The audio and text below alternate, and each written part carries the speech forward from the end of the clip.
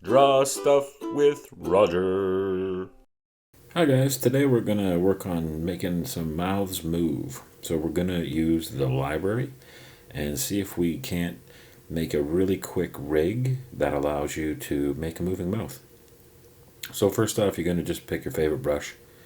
Doesn't really matter here what brush you pick, like there's really no difference. Just personal preference. Now, what I'm doing is just doing some sideburns first, then the hair. You can do this however way you want. I'm just doing it this way so it's kind of easy, and I'm showing you how to just kind of make a beard that moves with the mouth. So I'm just going to do some wacky hair here, and I'm going to make a nice wizard hat that goes behind. So here we go with the little top of the hat, and I don't really like that very much. So as in all things, sometimes you just got to press that erase button a couple times, and here I'm just adjusting where it is on the screen so it's easier for me to put the hat behind him and make it a little higher.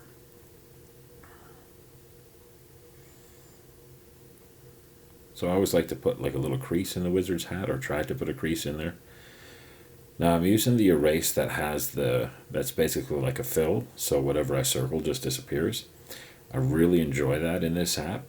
I've done some homework on Procreate Dreams and Dreams 2, and to be honest with you guys, this app just has so much more to offer in the long run, especially with the use of that library. And you can create movements that are just repetitive, and you can use labels like I'm going to show you how to do here to just kind of make it work really well. So what I'm going to do now is just start filling it in with colors. Pick whatever colors you want. Make sure all your lines meet up first. And if they don't meet up, you can kind of use that slider. But if the gaps are too big, like they are in this, you kind of got to find the holes and zoom in and cover them up. Now I'll fill in the hat. A little darker for inside of the hat. And I'm going to move that slider around a little bit so it fills a little bit better. And again, I'm going to find one of those little holes there.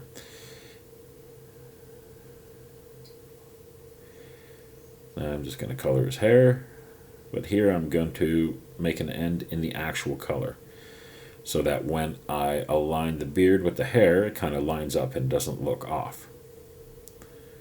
That's the plan, and we see how it works. And I make his eyebrows the same color, and his face a weird color as well. Because, we're not going for realism here, we're just kind of having fun. So I'm going to put some funky eyes on him. Boop, boop. And I always like to make little eye shine. I don't know why, I just find that it just makes your character look a little more realistic. Especially from when you zoom out, it just kind of gives it that the eye catches the eye. So here we're going to press the library, and we're going to add, and you see what we're doing here. There we go. And basically what we're going to do is we're kind of going to guess here, because the sizing isn't always perfect. If I was doing a character really seriously, I would have copied the layer and pasted it in here, and then worked on a layer above it. You can always do that to make it easier if you need to do that. For this purpose, we're just working on time, so I'm not really worried about that. So here we're going to grab the color from the outside there that we had used in the palette, and just make a little bridge there, and then fill in this beard. And that's gonna basically be our mouth, for lack of a better word here. That's gonna be the bottom of the chin and the mouth that moves. So at first we're going to do a closed mouth. Going to make him look a little happy. And then we're going to go to the bottom here and move it over, and then we're going to slice it. So we have some more copies here. And what we're going to do is we're going to change the mouth in each one, just to be a little bit different. So I'm going to give this one an open mouth, put some red in there.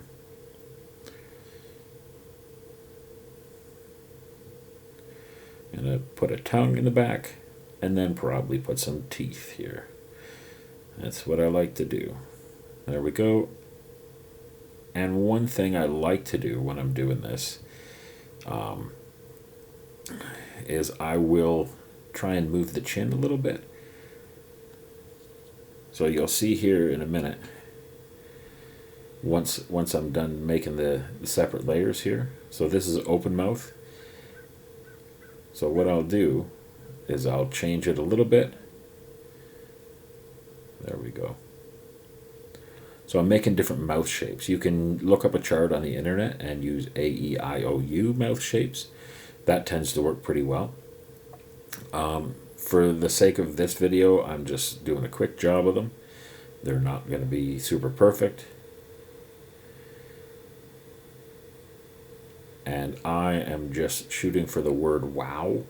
So I'm just making a couple different shapes here.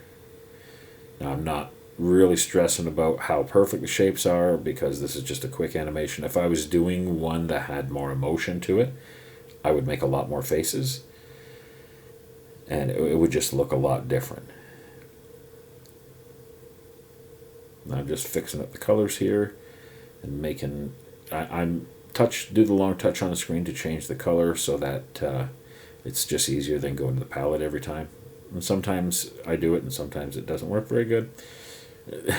And sometimes I hit the bottom with my wrist. I usually have it turned off so where I can't do that. You can find that in the options. But for the sake of this video, I'm not going to go into the options and mess around with it. I'm going to give him some teeth on the bottom. And I'm going to fix up that bottom lip here.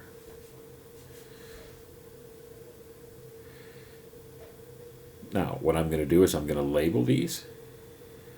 And the label can be whatever you want. I'm using closed for that one.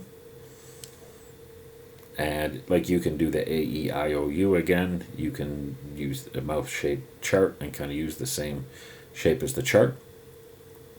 Here I'm just kind of guesstimating it real quick because it's not, again, it's just for example purposes.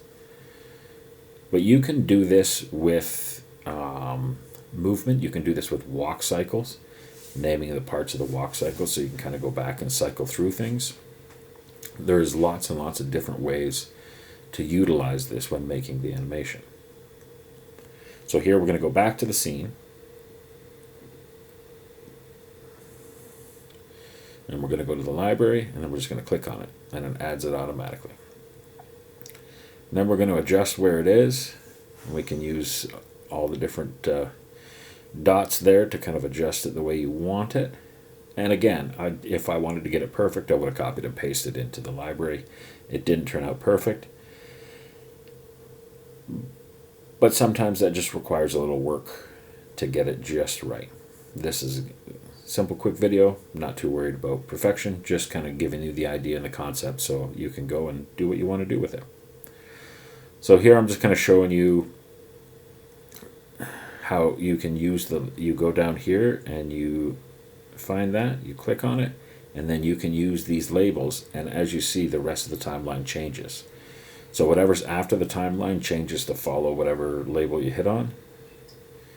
So I'll go through and change it with and make it look however I want based on those labels.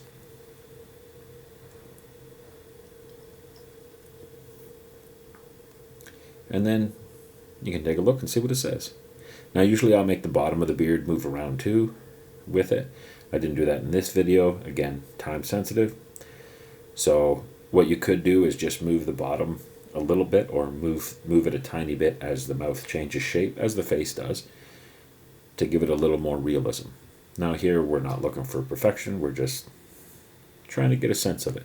Now over top of this I'm going to do a quick little animation part. So I'm going to add some letters here. I'm going to split it so I can add the other one without erasing that one.